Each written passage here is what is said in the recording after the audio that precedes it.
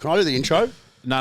Well, fuck that then. All right, welcome back to the Melbourne Strength Culture Podcast. We are here with the king of Australian SSC. The number one. Fuck everyone else. Who fucking cares? He's kicked it off from the start. I've actually worded up the boys that I might need help controlling him today because sometimes he tamed the beast. I don't think it'd be controlled. Man, the last podcast we did was you and Charlie, and I listened to it back a few weeks ago, and I was out of control. I was saying shit. I was like, fuck. Why didn't you say anything? No, that's all right. we'll discuss it today. But anyway, we've got Christian Woodford in the house today. Woodford is, I regard him as the king of S&C in Australia. Thank you. As he just works out the technical gear here. This is crazy here. Jamie Bootsiotis. Did he have Fasulio? Brick, that was for Brick. Yeah. Brick loves it. I just do it for Brick. Brick, I know you're going to be watching this. You'll be the first one to watch it. I love you. Brick gets his shout out for the day. He'll be happy. Can we talk about Brick at some stage? Yeah, we can. But before we go there, because our audience has grown a little bit. And has it?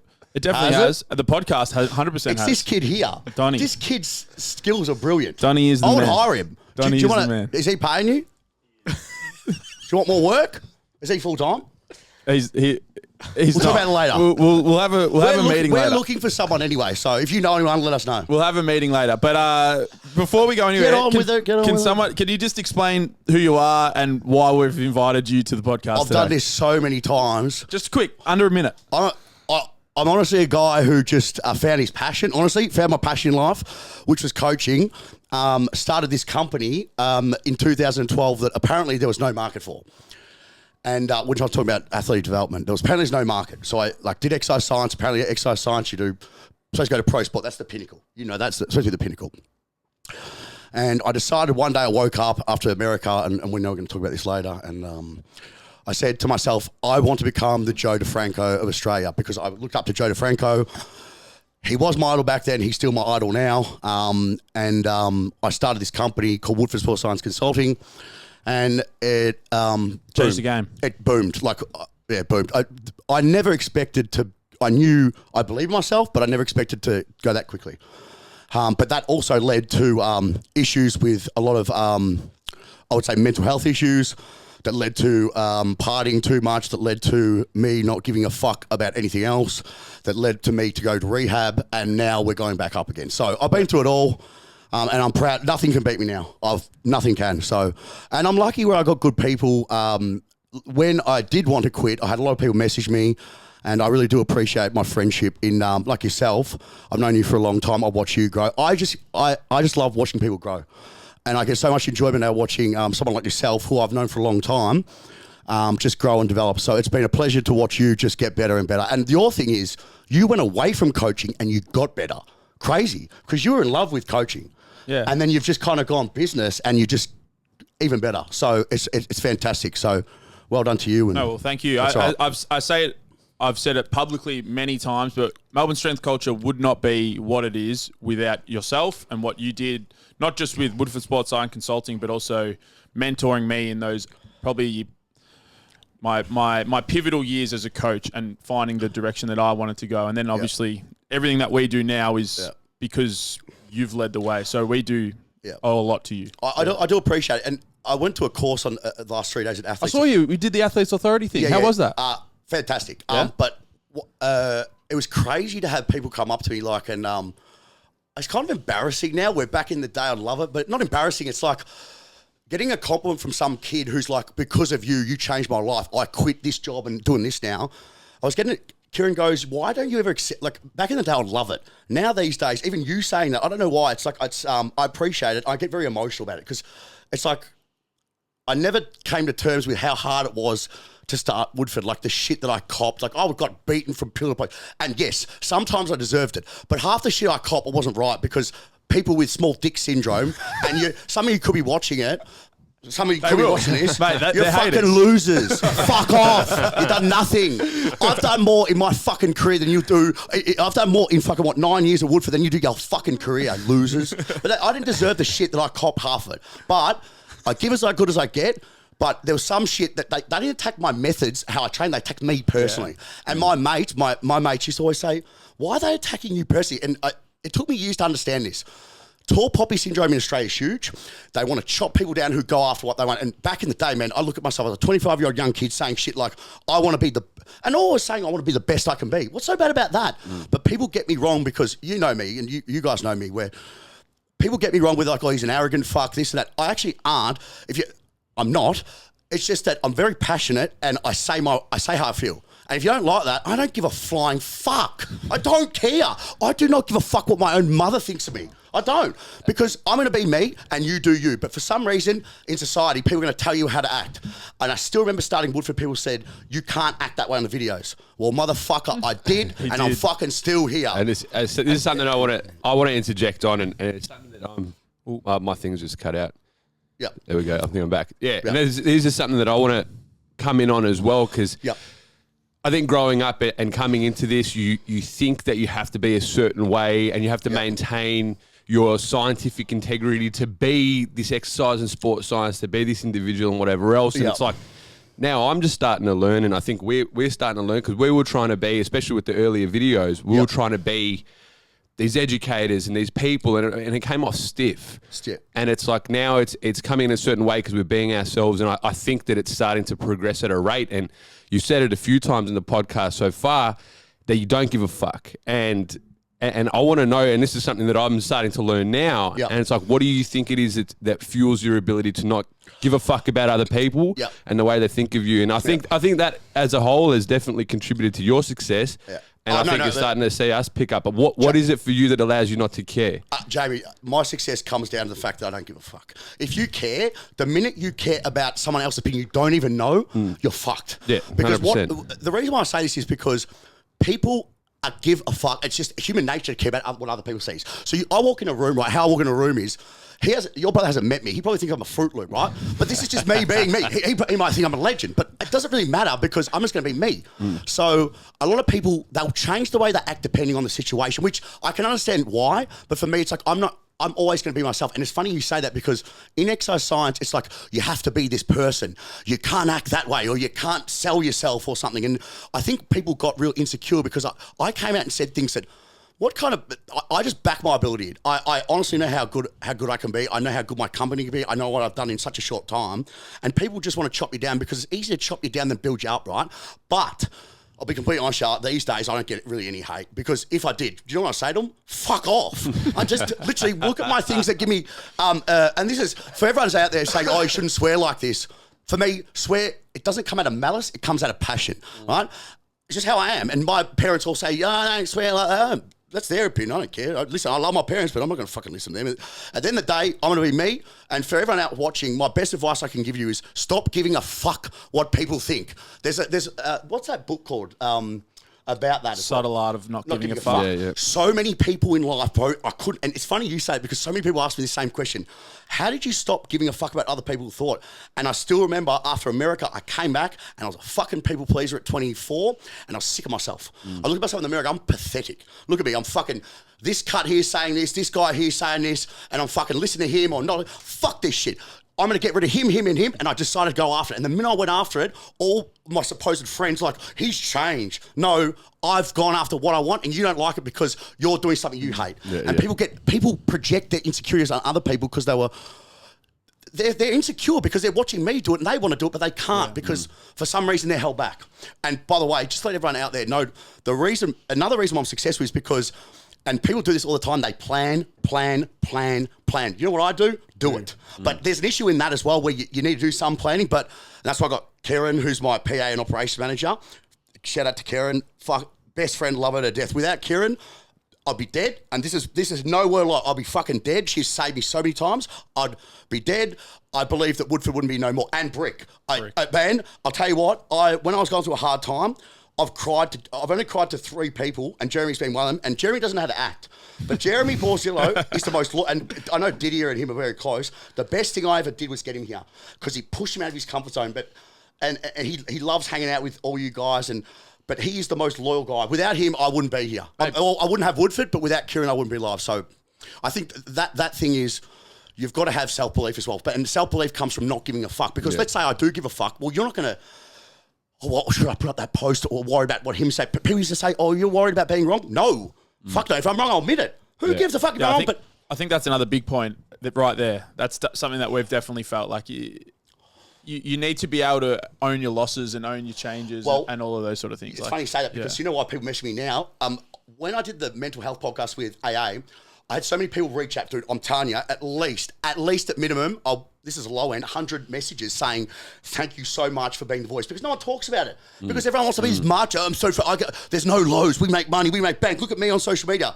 I've lost more than I've won. I've lost so much money. I reckon I've lost at least 600,000. But I don't give a fuck. I'm here. I'm enjoying my life, aren't I? So too many people care about facade of losing. They want to say, I win all the time. We got members through our ass. And people message me and they say, thank you, because you're, you know the word, authentic. And I'm me. Yeah. Just be you. Don't be me. The worst thing anyone could be, you know when I first started Woodford, the young kids came in there, they thought they could be me.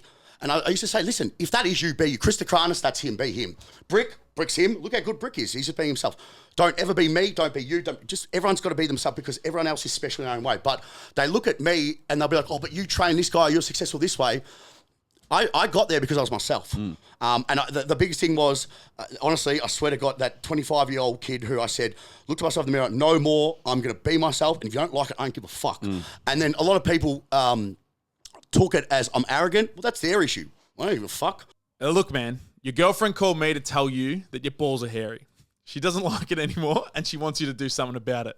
Lucky for you, though, here at Melbourne Strength Culture Podcast, we have 20% off and free shipping for use of the code CULTURE at checkout with Manscaped.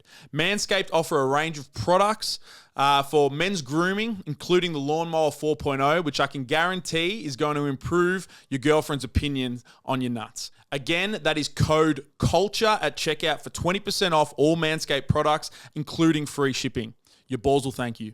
Yeah, but you know the thing is that I love about you is that you're consistently you. You know what I mean? Man, I might not have to agree with certain things. You know what I mean? Fine. And you, same with me. You might not have to agree with certain things with me, but it's like, it's not about that. You know what I mean? I think you're consistently you, and that's why... Yeah. That's important, you know what I mean? You're not playing up to some sort of facade or whatever the fuck. I think a lot of people do that. Yeah, and that's the thing. It's like, man, you could play up you're a good person in a certain text post or Instagram or whatever the fuck, but then you see someone in real life and it's like, that's not you, man. Like, I think the big thing, I show my vulnerability. When I talked about the shit that when I went to rehab, that's vulnerable. Man, talk about that shit's fucked. But it's good. It's kind of cathartic. Is it cathartic? That's the one. When I do it because it's helping others. Man, I got a message too that really hit me where some guys pretty much said, if it wasn't for you, I would have committed suicide. To them. Man, do you know, the crazy, man. Yeah. But me talking about it has led to someone going, Woody's done it, I can do it. Well, do it, man. Listen, my thing is, at the end of the day, I'm just going to be me. And I showed vulnerability because it was, you know, those were hard times, man. Very hard times for me. But everyone goes through it. I'm not the only one. Everyone goes through it. But for some reason, everyone thinks, oh, everyone's judging me. No one's judging you. We've got more problems than judging you. But we think that as humans. As humans, we all think that everyone's going to judge you. And when I was a kid, and I used to, you know what, Jamie, when I was a kid, I still remember, Jamie, I still remember I didn't act a certain way because I was worried about what, I still remember because I was a very outgoing kid. And I would change my, how I did things because I worry about what other people think. And the minute I hit 25 and I started Woodford videos and I was out there, so many people used to say, you can't do that. You can't act that way. And I used to say this. This is the line I used all the time. Okay, you're going to say that's fine. That's your opinion. But I'll tell you what, in 5 to 10 years' time, let's see where you're at. Let's see where I'm at. Hey, I'm still here. And I know for a fact, those people we know where. They're all losers anyway. I just look at them. No, but they are. But I'm telling you, there are so many fucking losers in this industry who just didn't go anywhere and just hating on people successful. Build people up. That's one thing I do very well. I build people up.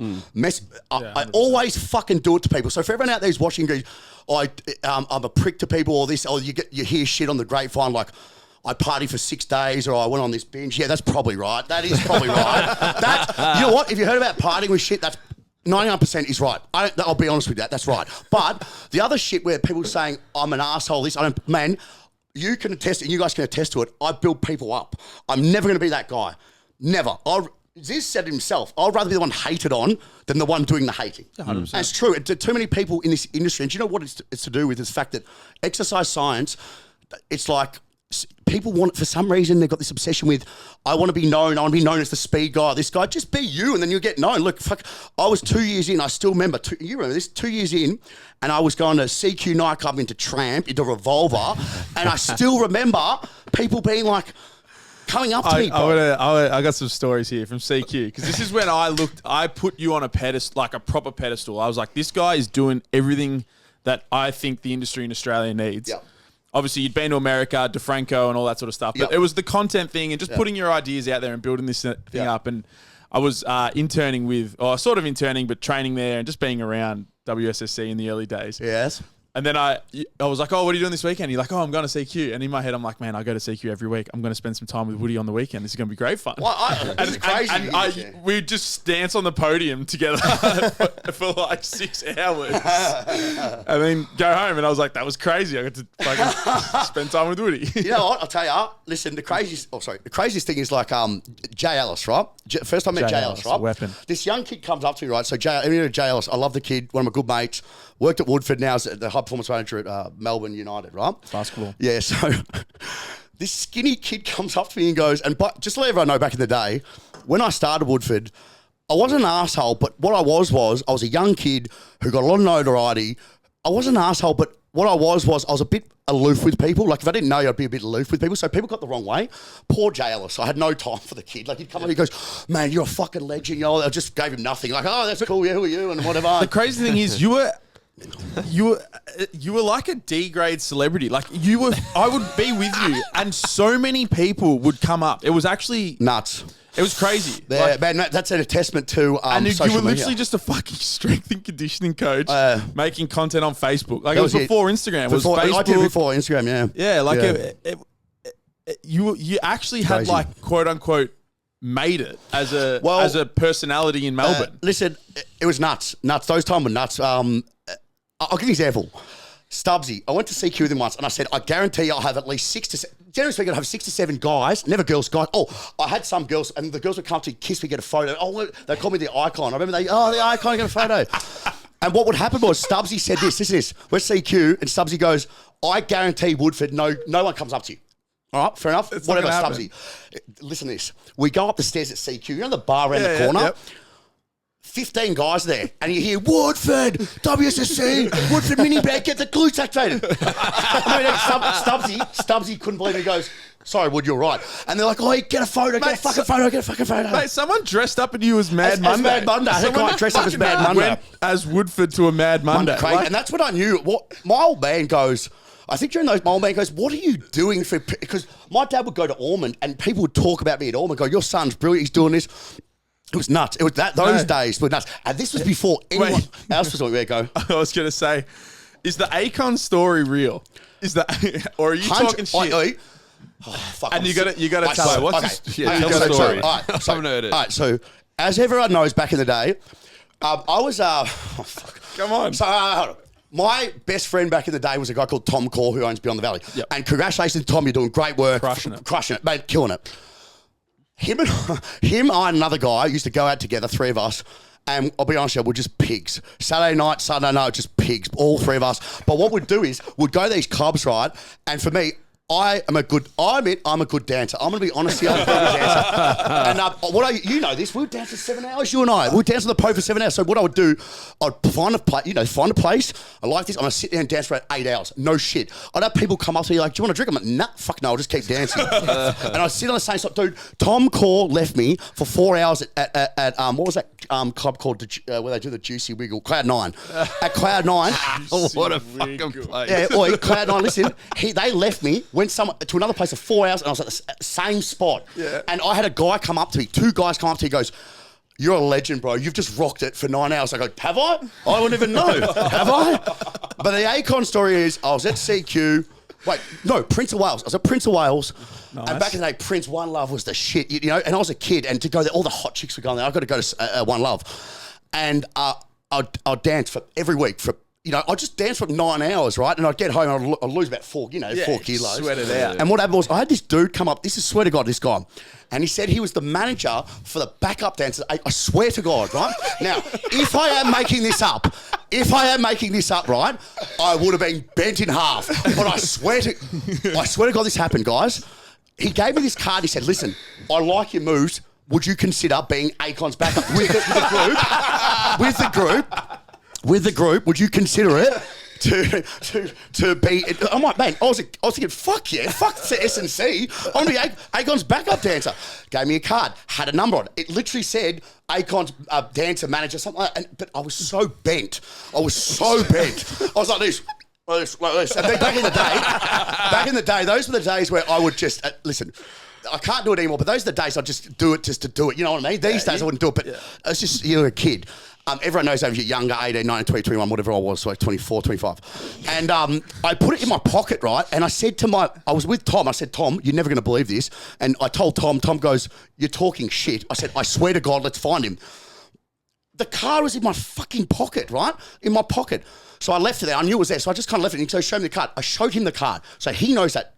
I'm pretty sure he knows that's true. So we need to get Tom Core to verify. Well, he can verify. Anyway, what happened was we went back to this girl's house, and what happened was I obviously hooked up with this other girl, her other girlfriend, and obviously during that time I've lost the card, right? So I go home, I tell mum, like, this is before I even throw the card. I tell my mother and father, I'm quit. I pretty much do in my head. I'm like, done. I'm done. I don't give a fuck about S&C. Fuck that. I'm gonna dance for Akon was my sexy bitch was the fucking anthem. You know what I mean? That's the anthem. So I was pumped up and I'm thinking, fuck this. I'm done with S&C. And I was actually thinking, wait to tell my old man. So I walk up to mum and I said, hey mum. Wait, so you full blown ran the thought process. Bro, I'm going to be travelling with Akon. I swear to God, done. But I was kind of sideways, so my thought process wasn't straight. I walk up to mum and go, hey mum, because my mother's, so I'm half German, half Australian, my mum's German, right? Mum and I are exactly the same, we butt heads, right? She kicked me out of my house at least 3, 4, 5 times. I bought my own apartment. Now I tried to come back I came back during COVID, and she said to my dad, Jeffrey, it's either him or me, or I'm leaving. Dad goes, well, I'm choosing you. Christian, get out. Out I go. So I went back to my apartment, but that was during COVID. Mum and I butt heads, so any chance I can get one up on my mum, I would, because my mum's my biggest critic, but I need her. She keeps me level, right? I love her to death. I went up to mum with a smile. She goes, what are you smiling for? I said, Mum, you'll never believe this story. You told me I had 2 left feet. Well, you were wrong. Check this out. Lost the card. No. She goes, what are you talking about? I said, nothing. So I went upstairs and I was looking, pants everywhere, broken. So the week after I went back, and I'm thinking to myself, you never know they might come back. I went, no shit, I went to Prince of Wales for at least 3 months afterwards to hopefully see him. Pathetic. Pathetic. Bad luck. And I didn't get, but the story ended, I didn't find it. But listen, people don't believe it, people believe it. It's a good story either way, but it did happen. All right, let's go one more. Let's add to that. Yeah. So is it true that you applied for Married at First Sight? Yeah, true. And how'd you go? For fuck's sake. Now, I can't remember. So the first meeting you go on is Skype, right? And this is during COVID, right? And I thought this is recently. Yeah, recently. And I thought I was doing real well. I mean, this is good. I'm doing real well. I'm just talking some shit, you know. What were those? What was happening on the Skype calls? Were they like questions? Did you have to explain who you were? Like what? No. So what they do is you got to put a video in, right? And I put a video in, and I pretty much said I want to find love. I don't want to find love. I couldn't give a fuck about love. I want to get on there for one reason, be famous. And here's the thing about me. I would actually admit that on the show. Do you know why? Because I don't care. How good would that be? Controversy. I don't care. Stir the pot a bit.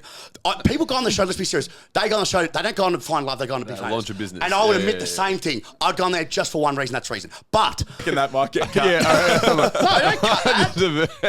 No, just don't cut that. I reckon that's our next avenue. Get one of us on maths. 100%. Donnie's single? Hey. Easy. Hey, Donnie B.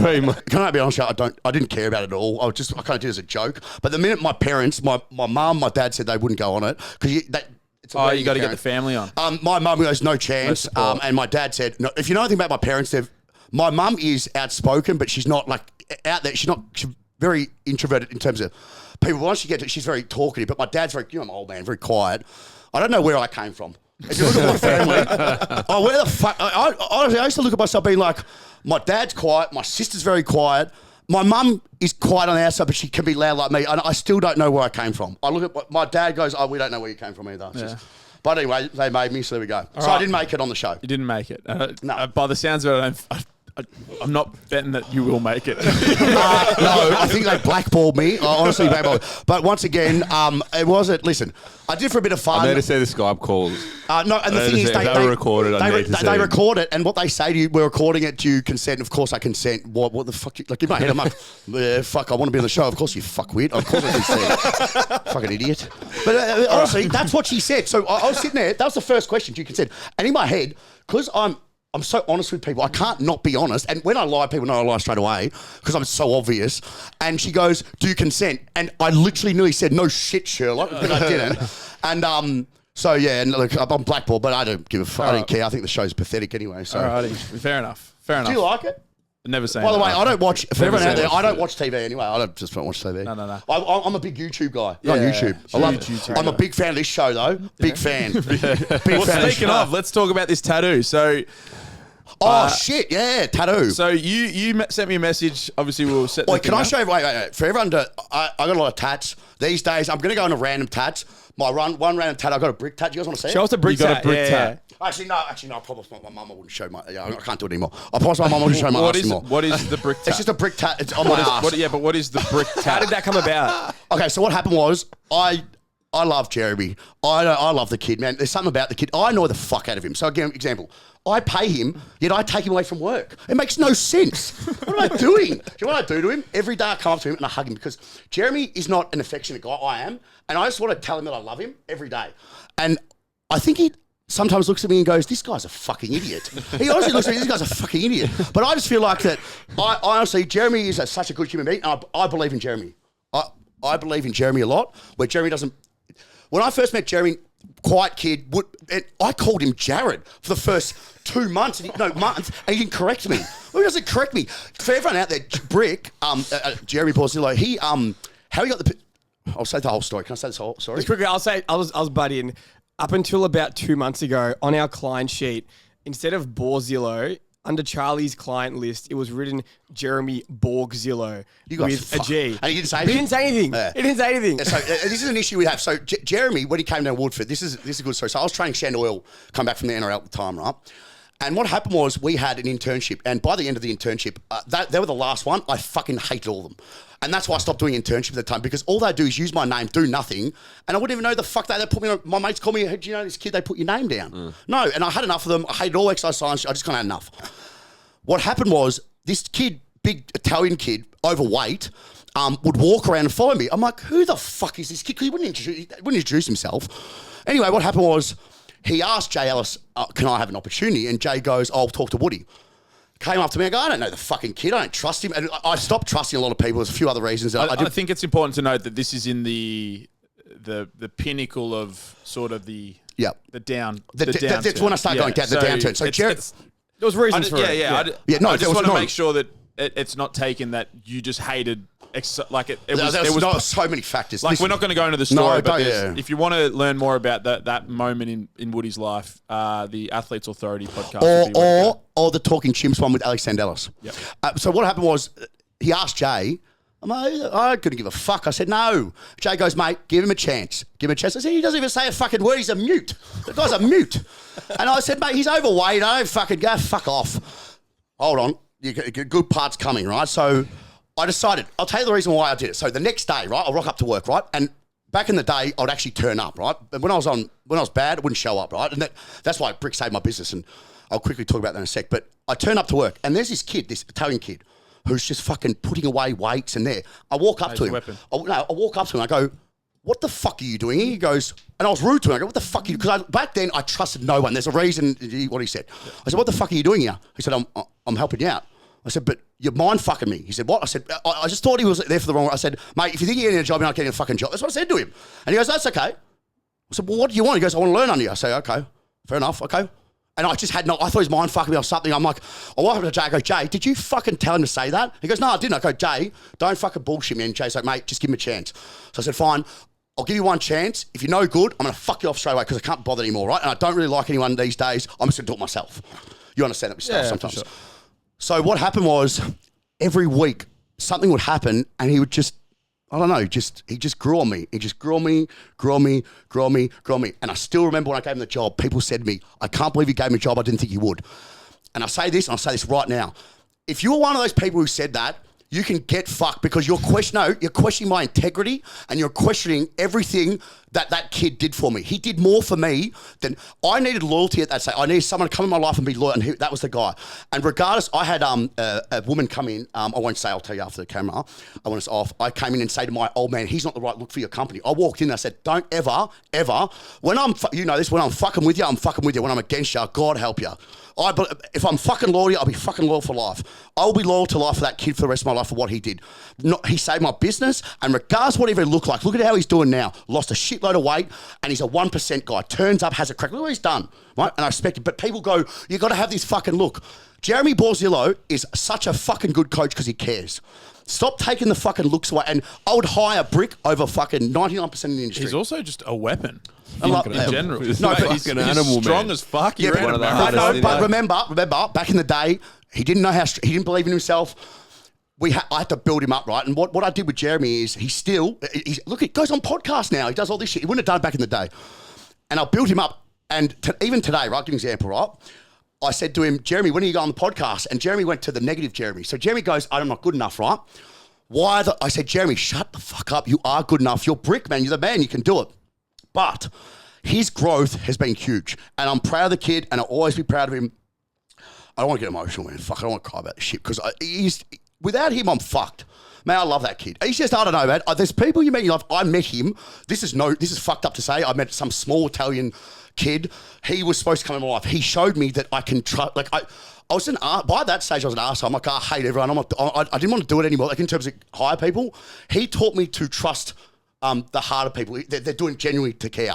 And Brick, I know you're watching this, and yes, I've cried 3 times with you, and I told you not to tell anyone. I'm going to tell the whole world now. The best thing, do you know what? The best thing I ever did, though, was get him down here because he was half-hearted. I carried his hand here. The best thing he's ever did. Do you know why? Because he pushed me out of his comfort zone. And do you know what? I think with Didier, mate, they're like fucking lost souls, these two. But you know what? Didier and him, it's so good to see because I look at them and they're good. Like he loves Didier. They're just so alike. And Brick comes after his training, and I'm like, oh, how was Didier Fasulio? How's other? And you see when he talks about you guys, he loves you. And I don't know, he buys all your education. Mate, he's also he buys. It doesn't matter what we put out. He's the first name. First sale within 10 minutes. I'm telling you, I'd go to war for that kid. Like I don't know. He's just so special. I annoy the fuck out of him. I don't know what it is about him. I just want to hug him. And I said to him, your next step in your life, mate, you're a good look. Listen, he's a weapon. Your next step is opening yourself up to love. And I've talked to him, and he's admitted it to me, and I'm kind of the opposite where I've got to kind of move away from that. I've got to focus on other things. But I said to him, listen, I honestly, you're good enough for any girl, mate. And he's starting to believe it. And it's fantastic to see. And you guys have done really good work, especially, who programs for him? Charlie? Charlie. But man, you're I'll be honest, insane for everyone out there. If you ever want to join this gym and you want to train at a real high, I believe it's the premier strength facility in Australia. I know Jamie does. I know you guys believe it. You got to believe in it though. But I'll tell you why I think it. I came down. You weren't here, but I came down last Saturday, and Brick was doing like, you guys all get around. It's a great atmosphere. Oh yeah, fantastic atmosphere. And I said to Brick afterwards, Brick was in his element, and even Kieran's like, he's so happy that he's just.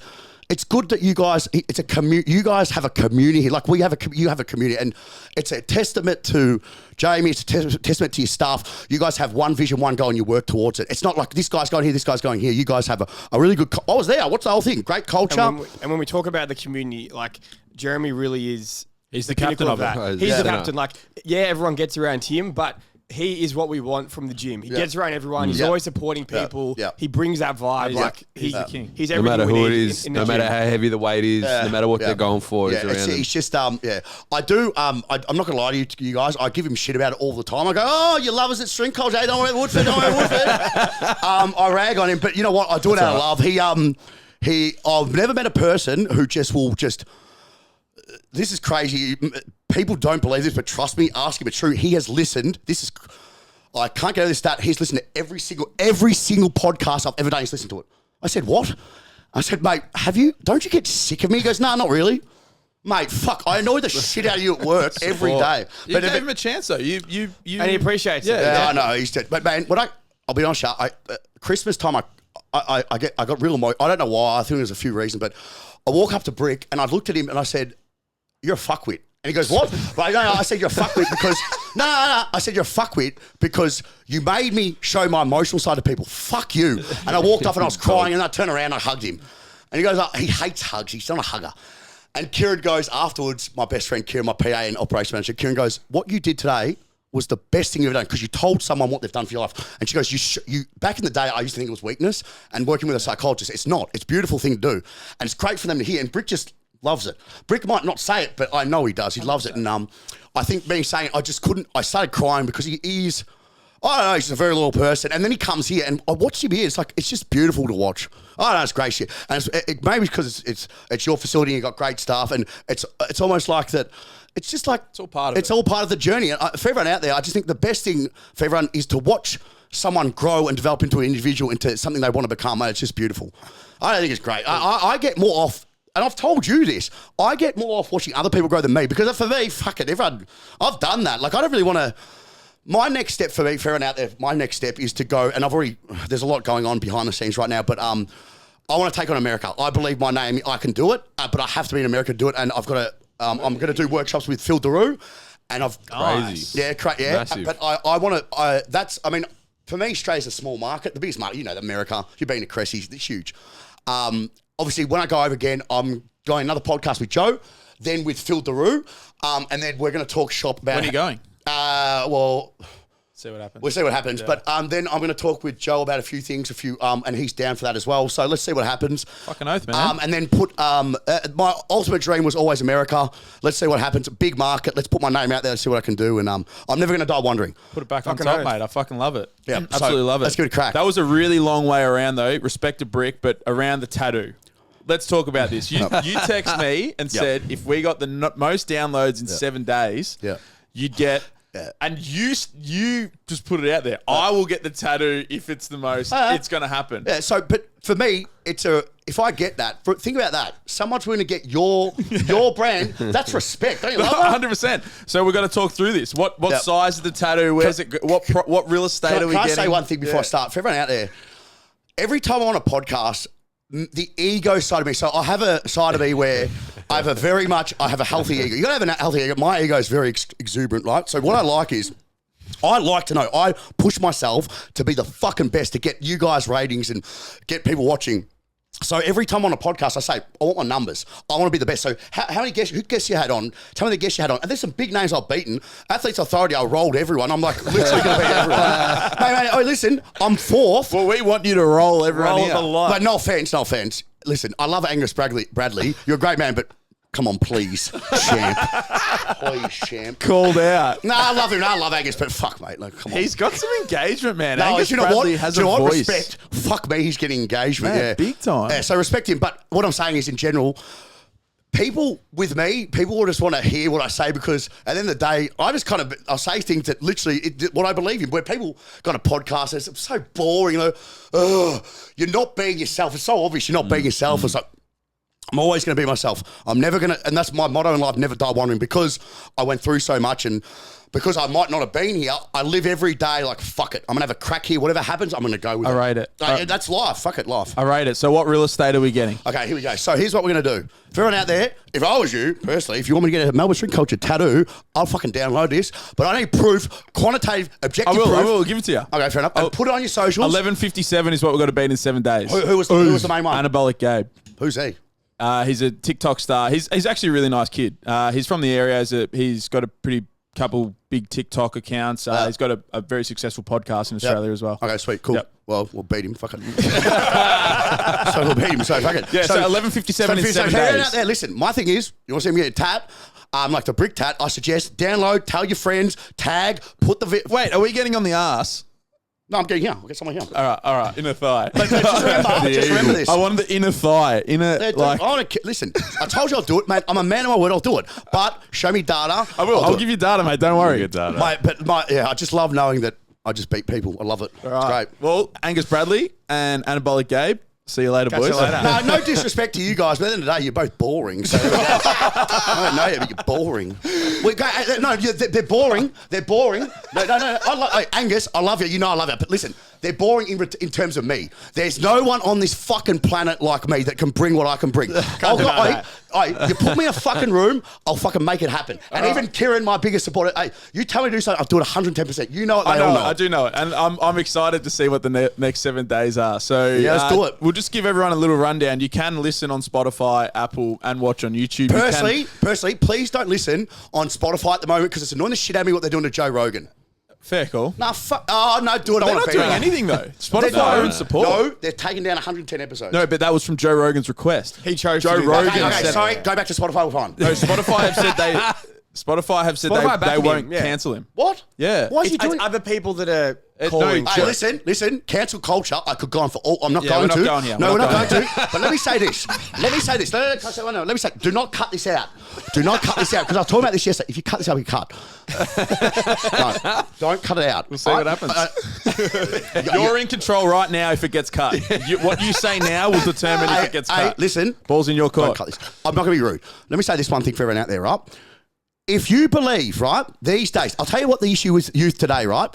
Giving them 7th, 8th, 9th, everyone gets a trophy. No, this is the reason why we have a society of soft cocks. I'm telling you right now, this is a big thing for me. And if you want to cut it. But I'm telling you, don't, because it's going to be good, right? Listen, for everyone out there, if you are happy with mediocrity and happy with going through life or I came 9th and you're happy with the trophy and your parents are happy with your kids getting that everyone wins, it's pathetic. Stop doing it because I've seen kids, right, that have had that and I've seen what happens to them. It's a society where we are literally in this position right now. We have no men left. We have no men left. I'm telling you, Jamie, we have no men. Work ethic's gone to shit, right? Kids come in, they're entitled these days. We need to stop with this. Everyone needs to win an award to be happy. Back in my day, my dad used to say this: if you're no fucking good, he'll let you know you're good, and you're just not good. You got to work on it. Do you agree or not? I agree with the sentiment that I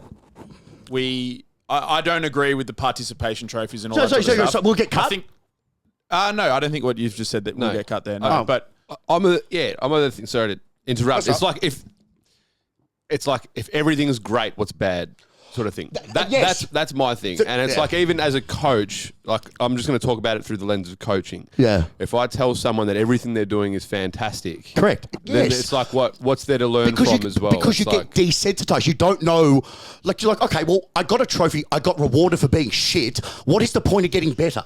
And listen, I'm sick to death of I've got to be careful what I say here. No. Yeah, I am. I'm sick to death of just people being happy with mediocre. The one thing I always respect about people who are successful and people go after it, even if they're just going after it, at least they're trying to better themselves. My whole thing of starting Woodford is, if you want to come down to Woodford, this is all I want to hear.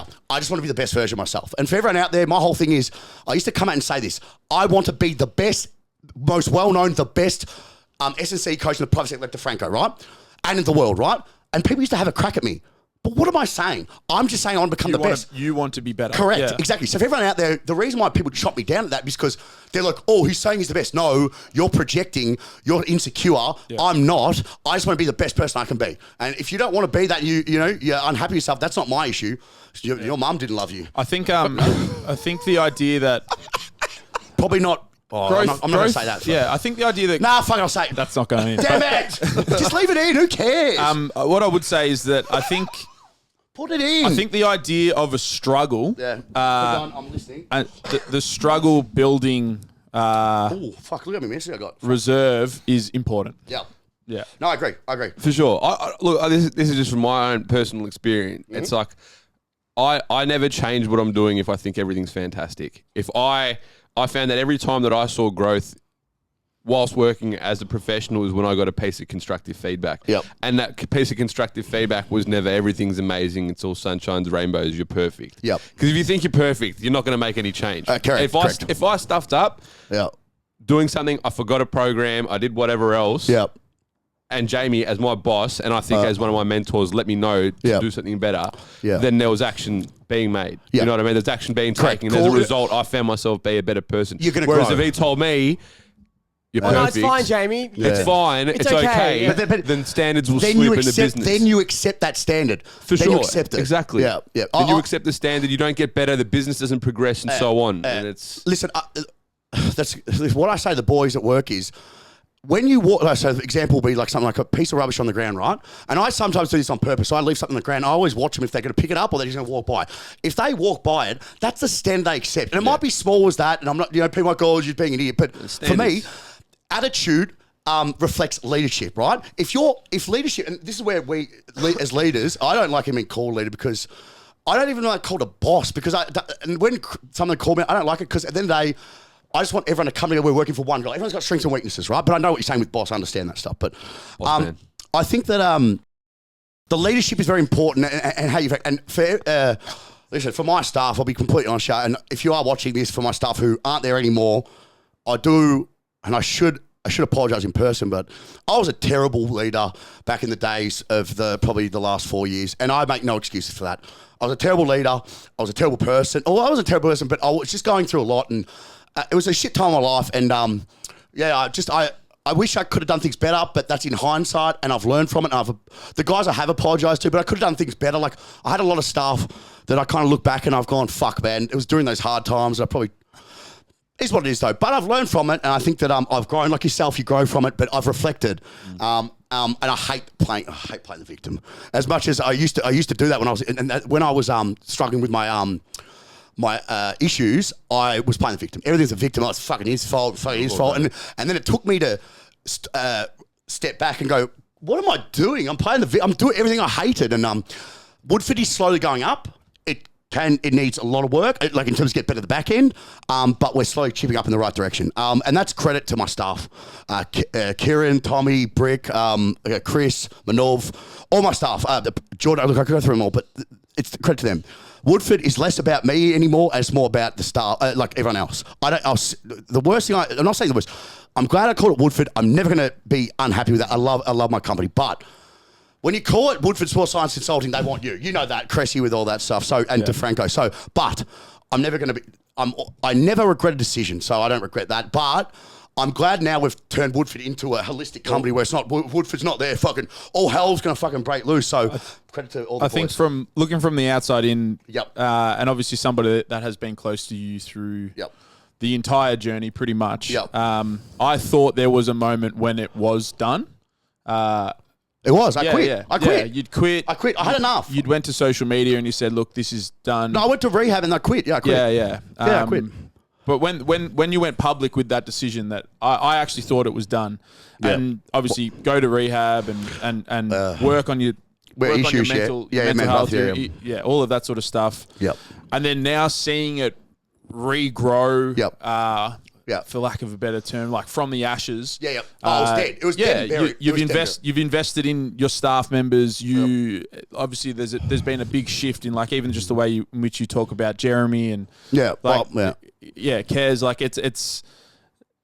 it's exciting for me to see because I always thought that the potential for you and your brand and what you could create, not just here in Australia, but the impact that you can have, and your voice does echo around the world because everywhere I go.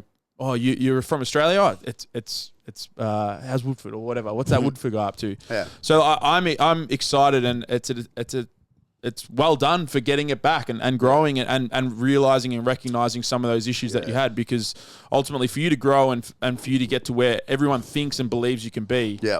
I think you're on the path, man. I think that I'll be coming on, I was completely done. I was checked out. Fuck this shit. I'm done. I'm not going to do this crap anymore. I was actually going to work with my mate doing labouring. I just didn't want to do it anymore. Man, you know what? It was funny. I achieved everything I want to achieve. And I had enough. I'm like, I don't want to do this. But what got me back, the biggest thing that got me back, I'll be completely honest, was the people who stood by me during the fucking hard times, like Brick and Kieran, my dad, my mum, you. I owe it to them, but I owe it to myself to get the most out of myself and do this again. So I had every day in rehab that I moved on, I was like, I just wanted to go back. And I got the passion. It was crazy. I got the passion again. And when I came back, I remember saying, my dad goes, do you really want to do this again? Do you really want to sign another lease? You know, they got to sign a lease. And I said, nah, I'm all in. Let's do this. And not saying this being fucking, it's not linear, but thank God I did it because I would regret it for the rest of my life. But that's life. But how good's the story, eh? What a story. So everyone out there, I'm writing a book. I'm trying to get it published. Are you actually? Yeah, I'm trying to, yeah. That's awesome. 10 years of ups and downs and fuck-ups, and let's see how it goes. So that's the idea. And then a young coach or someone who wants to own a performance center can look at my fuck-ups and go, well, fuck, I'm not going to do that. So I'm just going to be honest and real about it, and let's see what happens. I'm going to talk about the people in my life who fucked me. I'm going to talk about the people. I'll change their names, for sure, because you can get done for that. But I'll be harsh on them. Fuck them. I'll just tell the truth. That I'm going to tell the truth from how I saw it and how other people saw it, and who helped me. And let's see what happens with it. And I just think it could help a lot of people, and then not do what I do and work starting the business and work fucking. When I started Woodford, for everyone out there, I used to work. I overworked myself, and this is what led to issues. What I'll do is Monday to Saturday, Monday, Friday, I work 9 till 9 p.m. Wouldn't have a break. What a fucking nut job. Then I go Saturday, I go 10 till 5, and then I go Saturday night, get fucked up, bent in half, go back, rest Sunday, do it again on Monday. What do you think happened? What do you think's going to happen with that? Yeah. I burned my fucking self out. Add to the fact that all the pressure of people fucking coming after me on like social media, and then my mates being like, this guy said this about, it's just fucked up, man. It's negative. I went down a dark hole, and then I just kept I got used to it. It's a habit, and I got used to that habit, and that's how I used to escape everything. Everything was escapism, and I never dealt with my issues, and I used to say to myself, what would I be? I wouldn't have these issues if it wasn't for Woodford. But that's wrong way. That was a wrong way of thinking, because I didn't have the issues because of Woodford. I had those issues because I was a young kid, and I had this one dream, you guys. I had this one dream of owning a facility. I used to you might not believe this, but I used to manifest everything. I manifested the jersey on the wall, the train, the pro athletes, the Franco. All of a sudden, Joe DeFranco is interviewing me. All of a sudden, Joe DeFranco is calling me the Joe DeFranco of Australia. Everything I've manifested, right? So because I got success very quickly. I could have had my own gym after I got told there's no market. Remember, there was no market at SSC, right? No market. No exercise science student was doing that. I could have had it in 3-4 months. I went from making no money to making a buttload of money. So I just wasn't equipped to handle all of it. It was just full on, man, full on. And but it's a learning curve, and it's like this, up and down. The down was fucking down, but the up is just slowly chipping away again. So I'm still here. I'm still changing the game. Like I told everyone, like I told all the people who gave me shit saying, you ain't going to change shit. Well, motherfucker, I'm still here. What the fuck are you doing? Nothing.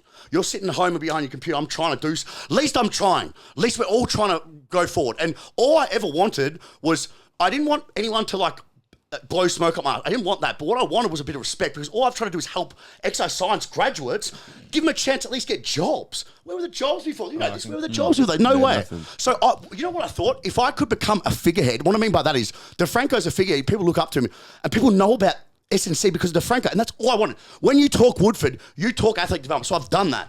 But for me, the next thing is go to America and try and have a crack at this. So at least crack at it. At least I have the balls to do it. I fucking love that. Absolutely love that. Don't worry, I'm coming after it. We're doing something on a smaller scale, but we've decided this year that we want to travel to other states and try to grow our reach in other states. Yeah, we are doing it. Do you know what's crazy? How crazy is this? I thought about this yesterday. I was doing workshops, dude, there was no market. All of a sudden, I'm doing workshops around Australia. Australian tour. And I've done one in New Zealand, and I've had opportunities to do in America. I'm holding back in America. I've done so much, I don't even look at that. I'm like, I take it for granted. And then Krista Krantz is like, do you realise how much you've done? And sometimes I don't, but then I sit back and I'll go, holy fuck. Crazy, man. My career has been nuts. 9 years, 10 years in, crazy, man. If you believe... Listen, for everyone out there, if you want to know my secret is no secret. It's just inner self-belief. No, inner fucking self-belief. It's just, I believe in myself. No one else is going to believe in you until you believe in yourself. But you know what will happen when that happens is people will come after you and start, oh, he's changed all his shit. You can't listen. You got to keep moving forward. My thing is, I told you, you get hit from all angles. I was getting hit from all angles. Tunnel fucking vision. Keep going with it. Keep moving forward. That's life. Life will hit you. Keep moving forward. And I've done that. And I went back a bit, but now I'm coming back forward again. And I think that's my reason why I was successful, is because I didn't let that worry me. And I think a lot of people did. So keep going. For everyone watching, if you want to get something out of this, apart from he's a fucking psycho, is move fucking forward. Always come forward. Don't listen to anyone. And hey, if it's in your fucking... Man, that Woodford thing was just here. I have it in here. If it's in your heart, do it. And do not... The worst thing you can do is listen to people. No market. Hey, everyone said to me, the amount of people said there was no market. I made the fucking market. I am the fucking market. So there you go. And because of that, so many people can live their dream. And I'm fucking proud of it. So there you go. You have. But I have... There was other people like... I'll give him props, Durham, all that. But Durham was more in his gym. And I respect that. And it wasn't... I would call it slightly more of a passive approach to the brand development and actually trying to push the industry forward. Reece took it by the horns. Yeah, you literally just came in, stabbed the bull, took control, and just went with it. I couldn't get over how many people were just saying, this kid in Melbourne is trying to do crazy things. What was I doing crazy? No. I'm coming out and saying science-based knowledge. It's not that hard, you fuckwits. Like, fuck. Like, I always sit there and everyone's like, oh, it's crazy what you're doing. What? I have a camera and I have a phone on film my athletes and putting a scientific... Listen, people could have done it before me, but they didn't want to because out of fear, out of tradition. Fuck tradition. And by the way, for everyone out there probably thinking, oh, he ain't going to make it to America, watch me. I love it. I want people to doubt me. Do you know why? I'm better when people doubt me. I would rather someone say, you ain't going to do fucking shit, because I used to print shit off, put it on my fucking wall, and I read it. And like Paul Boggs said this about me, and I'll read before I went to work every day. And that's how it kept me motivated. That's what kept me focused. Oh, it's a G up. Something we can... No, it's a G up every time. Anytime someone says... I don't know, I'm a bit like that as well. Fuck yeah. It's like someone says something, I think it's fuel to the fire. Yeah, 100%. Initially, I'll fucking lose it a little bit. Like don't lose it. No. Just use it as fire. I'll get an initial emotional response, and the boys said every time, Don't get emotional. That's good. I like it. Don't get emotional, guys. Sit back. You know, I take a breath. Sometimes I do. I take a breath and I go, I ain't going to get emotional, because at the end of the day, here's how I know I win. Fair enough. This is how you know you win, right? How I knew I win is... You guys, everyone out there, haters who watching this, you guys wrote on my post. I got no fucking idea who the fuck you are, and I don't write on your post. I win every day. Hey, dickheads, free traction, you morons. And for everyone out there as well, I'm not being rude to people. Like, people think I'm rude. I'm not. I'm just saying the people who hated on me, because there was a lot of them. For everyone out there is... I don't understand people who write on other people's posts negative shit. What are you going to get out of it? Like, do you think I'm going to write, oh, yeah, great idea, mate? Like, what are you doing? Have some respect for yourself. Like, I've never, ever, and I swear my mother's life, my father's life, which I love more than I love my father more than anything. I do love my mother, but less so than my father. But I honestly have never, ever gone on someone else's post and apart from Nadia Aguilar and that other idiot Joel Seisman or whatever. But I haven't done anything negative, because you know why? It's a waste of fucking time. Why don't we, as an industry, how about this, build each other up? How about not sharing a post? I know what you mean, but I think you're battling human nature there, where I'd also rather have someone have a crack to my face than have a jab. Hey, fuck, you know what's funny? I said that to the boys, the early days of Woodford. I said to Nick Rossell, I would rather someone say this to me: fuck you, Woodford, you're no good, you're an idiot. I'll say, thanks, mate. I rather than subliminal jabs. Because you know what? When you're behind a computer, it's easy to be a gangster, isn't it? It's easy to be a gangster. Everyone's a gangster behind a computer, you know? And you know what's funny? I know the people. I know the people who gave me shit to my mates. I know people who gave shit online, and they came up to me and shook my hand. So what does that say about them? And I didn't. You know what? I shook their hand and I say, "How you going? Yeah, good, sweet." And that was it. Yeah, so there we go. So it's just pathetic human nature. I think something that you'd be able to resonate well with, Woody. Yep. Sometimes when we get these comments or we hear about things through the grapevine about things people are saying us, often Buzz like gets a bit riled up about it. And something I try and often say to him is like, man, like.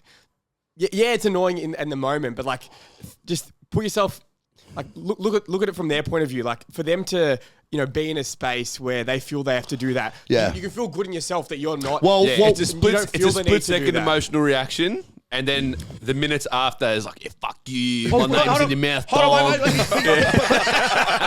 But my thing about that is, Jamie, you're living rent-free in their head. 100%. We love that phrase. Oh, you know what's funny? Real estate. Jamie, we love real estate. Duplexes. They know. Blocks. The way I see it is, they know you. You don't know them. Take it as a compliment. But even if we know them, it's just... We're not spending time thinking about what they're doing. Listen. This industry creates more insecure. I'll give you an example. When I started Woodford, there was a guy around the corner. Can I name him? No, I won't name him. Because this guy was a 45-year-old, right? Dude, 45. People know who he is. He's quite a big name, right? Oh, not a big name. People know who he is, right? Most insecure guy. He used to come on my post, bag the shit out of me. Like, say the rudest shit. Do you know what I used to say to him? Thanks for your support, mate. Just because what, man? But I think it's also people sometimes get arced up when they see you doing what you want to do, when you're just making the decisions you want to make. Because they're not doing that themselves. It's not necessarily about being better or worse necessarily. It's when you are living your life on your terms. I do everything, dear. If you know, ask the boys. I don't let anyone control me. I'll do what the fuck I want, when the fuck I want. No one tells me what to do. Didier, that's too logical. That's too logical. Sorry, mate. No, but it's true. But you know what? You're right. But my thing is, I started Woodford to not, because I used to watch people in the AFL. When you got the job at Carlton and I said to myself, man, and my mates got fucked on and they had no control. My mates were being bitches. Can I have an extra $5,000, please, sir? It's like, fuck that, man. I'm not doing this shit. Gravel. You know what, Mel? You know the same thing, right? I said to myself, I'm going to control my own destiny, like we talked about. And I did this, and I remember saying this to my mate who was working in the AFL. He said, what do you reckon I do? Get out. Stop thinking this is the pinnacle. You get treated like a bitch. You're a dime a dozen. They got no respect for you. You think they're loyal? Oh, but they're going to give me a contract to be loyal. Shut the fuck up. They don't care about you. They care about themselves. It's a club. You know this. And listen. I've seen it time and time again. Since I've left, since you've left. Like I've had friends years that put their life into it. Yeah. But hold on. Listen. Without sounding rude, fuck it. Listen, at the end of the day, some people go into AFL, it's like they do it for self-validation. Not you or him, but there's a lot of people, you should know this, that try and work in the AFL kids who's doing it for self-validation, wearing an AFL logo. Look at me, everyone, I'm fucking good. Listen, for everyone out there, you need to go see a psychologist. I see one, you need to see one, but that's fucked. The thinking is fucked on that. Because the unis push this bullshit I see it more as a university. It's the structure of our industry. And again, this is what you managed to change. And your whole thing initially was like, I want to build jobs. I want to give exercise science. Yeah. You actually did though.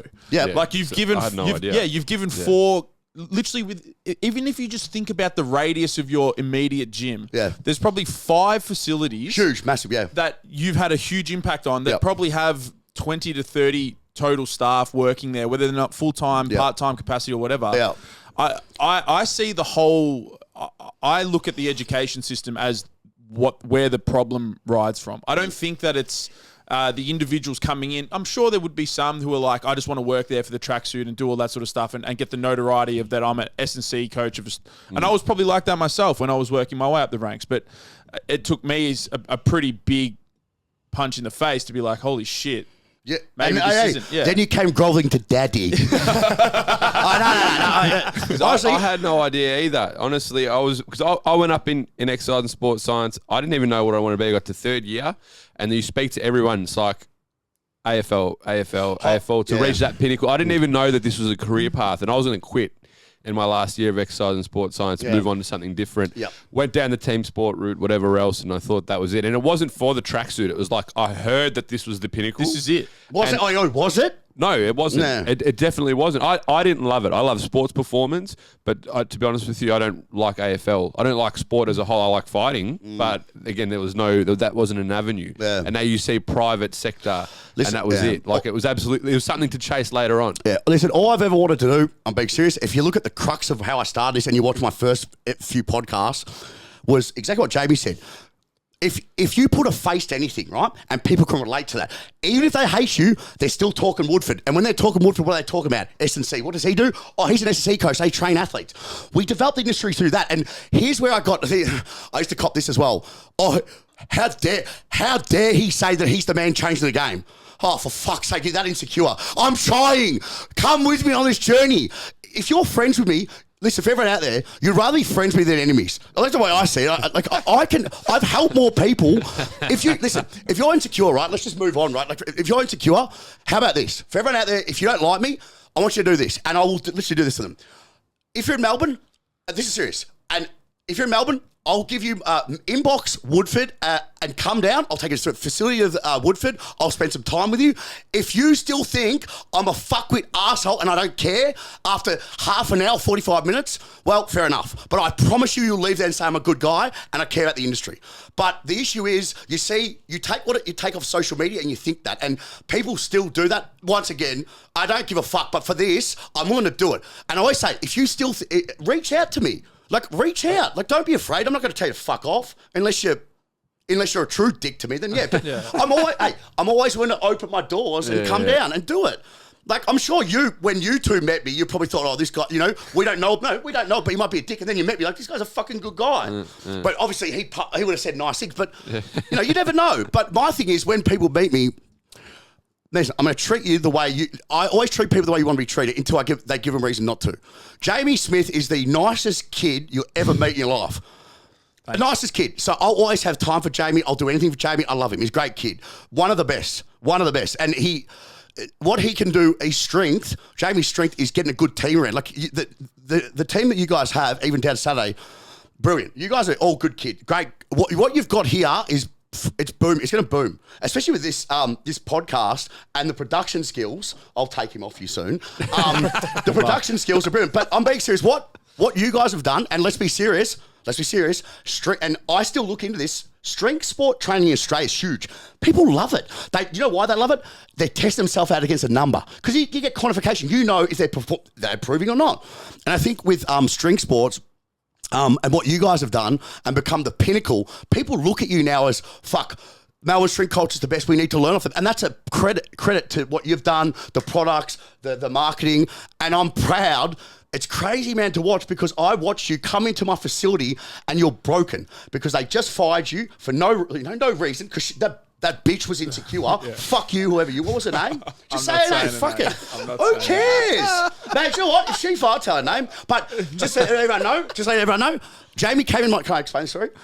Yeah, I'll say it anyway. Leave the details out, but yeah. No, anyway. So Jamie was at Carlton interning and he got the internship. He got the AFL, VFL, right? But just because Jamie's good at his job, people got insecure. So that's what they do. And people like that, they've got they don't have a growth mentality like I do or these guys do. So what she did, she goes, he wouldn't fit in the program, which is saying, I'm not good enough, I'm insecure, I'm a loser, so I'm going to get rid of him and I'm going to get a yes woman or man. And that's what she did probably. Jamie came into Woodford and he annoyed the fuck out of me. Remember how I wasn't there? And you kept trying and trying. Yeah, you wouldn't fucking pick up my calls, man. But you had your bloody phone number everywhere, and I just kept calling you, and you wouldn't fucking pick it up. Anyway, finally got in contact with me, and he came down.